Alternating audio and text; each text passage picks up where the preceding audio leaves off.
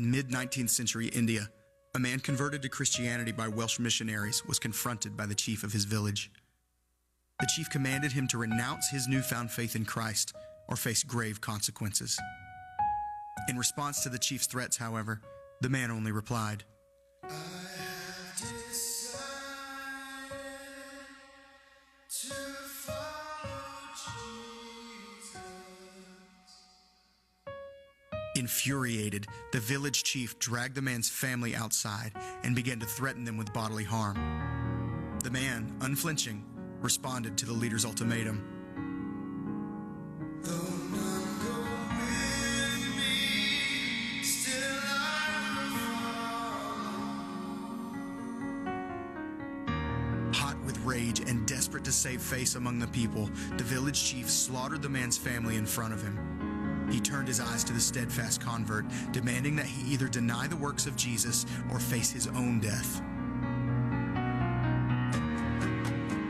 In the center of the public square, the man was bound, beaten, thrown to the ground, and slowly crushed to death.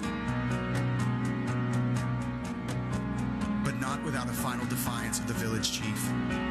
As his bones were breaking and his lungs collapsing, the man's final words rang out in song through the village square.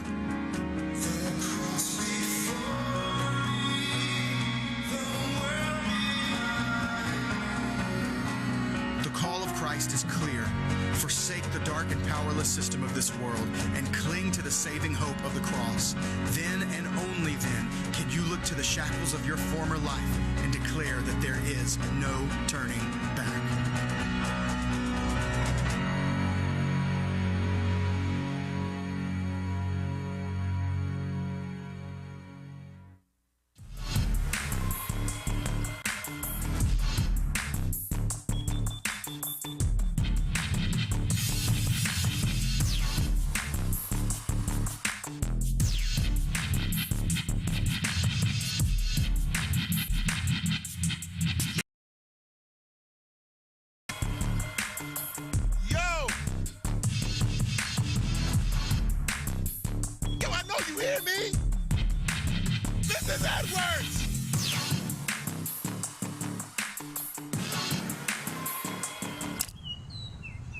What do you want?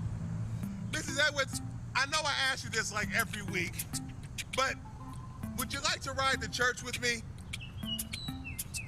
Oh, come on, Mrs. Edwards, you'll like my church. We have some hot music. It may not be what you're bumping at all, but it's hot. We gets down. What do you say, Mrs. Edwards? Oh, I suppose. I've heard it said that 80% of first-time church visitors come because someone personally invited them. All people need to feel loved and wanted, and for some people, it just takes having someone offer to give them a ride to church.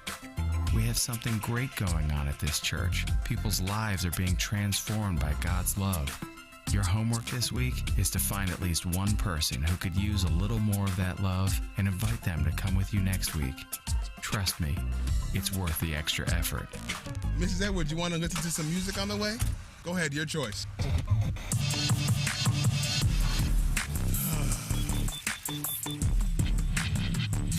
Okay, here we are.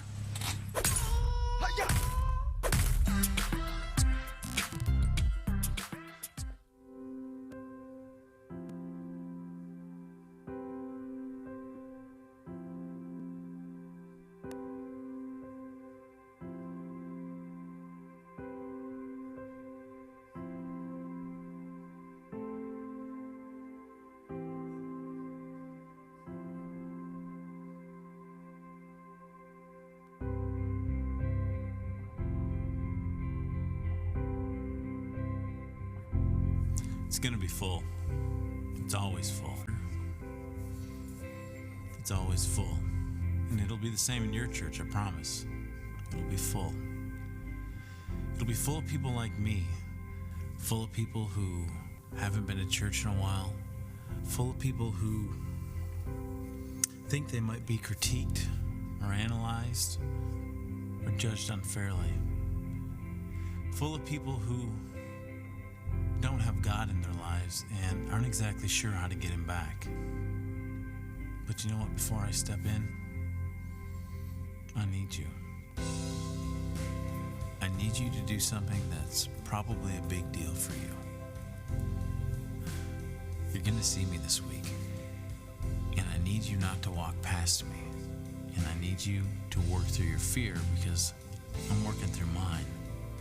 And I just need you to invite me in. And if I act like I'm not interested in going to church with you, still, I need you to ask me to come. I need you to help me see God. I don't even know what that means. I need you more than you know. Because look, at the end of the day, God said he loved me enough to die for me. I mean, that is the claim, right? And if he died and he didn't stay dead,